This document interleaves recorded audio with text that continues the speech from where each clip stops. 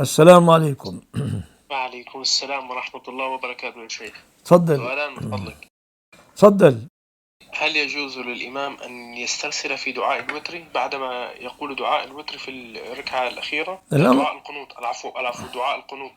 الأمر فيه سعة، الأمر فيه سعة بقى. لكن الإطالة المذمومة، الإطالة والتكرير التكرير الذي لا ليس من ورائه كبير منفعة ويمل الناس، فإملال الناس والسجع المتكلف يكره.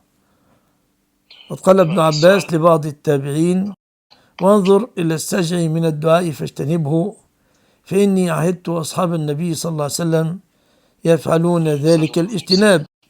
لكن جاء السجع عفويا: اللهم اغفر لي ما قدمت وما أخرت وما أسررت وما أعلنت، أعوذ بك من قلب لا يخشع وعلم لا ينفع، تلقائيا لا بأس. أما التكلف والانتظار حتى يخرج سجعا ويطيل على الناس لم يكن من شأن النبي عليه الصلاة والسلام كل هذا صلى الله عليه وسلم.